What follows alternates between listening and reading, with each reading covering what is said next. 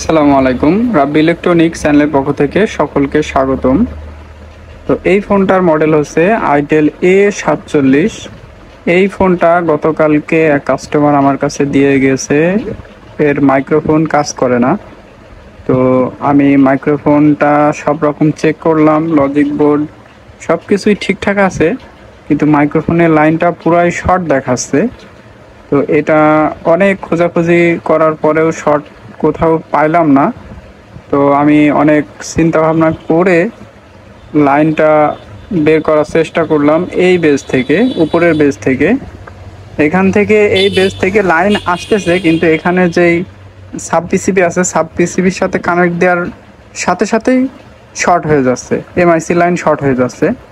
তো পরবর্তীতে আমি এখান থেকে লাইন খুঁজে বের করলাম।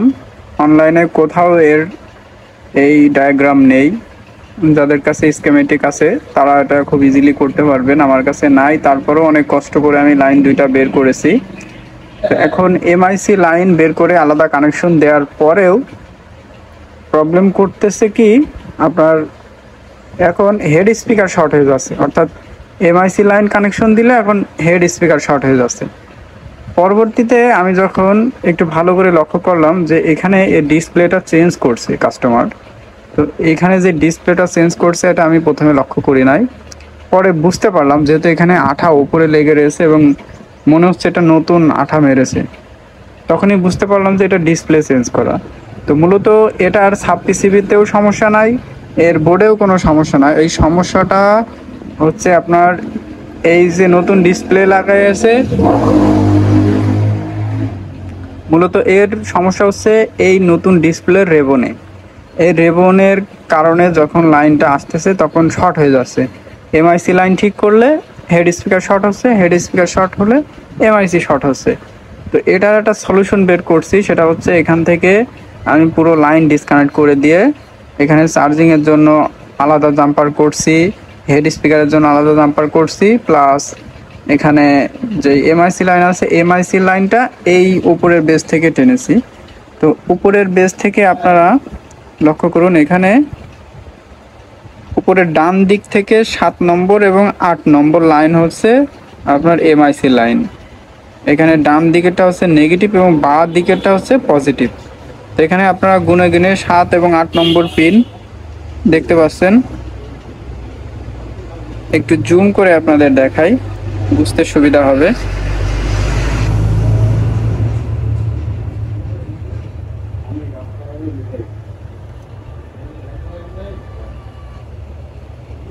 এখানে 7 নম্বর এবং 8 নম্বর লাইন হচ্ছে এমআইসি লাইন।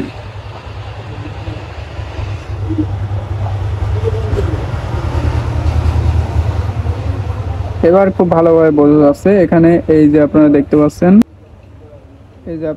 পাচ্ছেন, 7 নম্বর এবং 8 নম্বর লাইনটা হচ্ছে এমআইসি লাইন। তো যদি কারোর আইটেল A47 ফোনের এমআইসি লাইন হারিয়ে যায় বা মিসিং হয়ে যায়, আপনারা এইখান থেকে লাইনটা বের করে নিতে পারবেন। 7 নম্বর এবং 8 নম্বর লাইনটা হচ্ছে এমআইসি লাইন। তো এই ভিডিওর মানে আইটেল A47 কোনো ভিডিও নাই, ইউটিউবে নাই, কোনো জায়গায় নাই। আইটেল A48 আছে, 46 আছে, কিন্তু 47-এর নাই। এজন্য আমি মূলত ভিডিওটা বানালাম। ভিডিওটা যদি আপনাদের কাজে লাগে অবশ্যই একটা লাইক দিবেন। তো এই ছিল আজকের ভিডিও। ধন্যবাদ সবাইকে।